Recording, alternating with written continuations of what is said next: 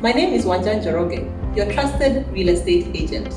Welcome to Sell My Kenyan Home. Today, we are talking about the 3 things you need to do if you are in debt and you need to sell your home. Let's start with Beatrice.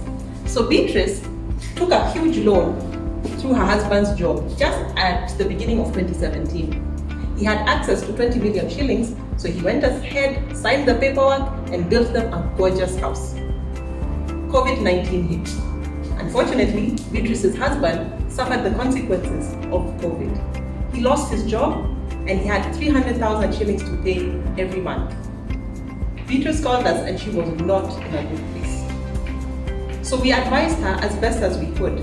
And today I'm taking you through the 3 steps that Beatrice took in order to get out of the debt and the hole that they had managed to get themselves into. Step number 1. Be objective and do your math. You've gotten yourself into a hole financially. For some reason, you can't get out of the debt, and now you have to sell your home. So go to the bank, find out exactly how much you owe. You might be surprised. You might find out that you owe less than you actually imagine. Or you might find that you owe more. But either way, having the facts will help you in making an objective decision when it comes to selling your home. Step number 2, call a professional realtor. When you're dealing with a professional realtor, they know exactly how much properties in your area are going for. They will be realistic with you and they will tell you, you can achieve this price or you can't achieve this price.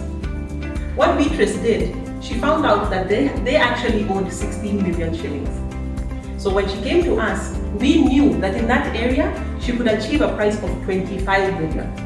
So of course, we took the property to market at slightly higher to give us some room for negotiation.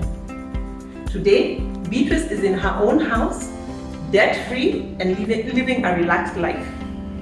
That brings us to our 3rd point. Start looking for your next home. Give yourself something to hope for, something to look forward to. Debt can be crippling, both financially and mentally.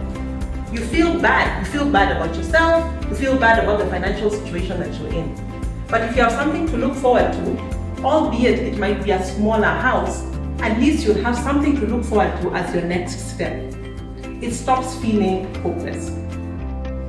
Anyway, if you're thinking of selling your house and you need someone professional to work with, please feel free to get in touch with me. My contact details are in the description box below. Bye! You can find me on Facebook, Instagram, and LinkedIn as Wanja Njoroge. Please feel free to subscribe, like, and share.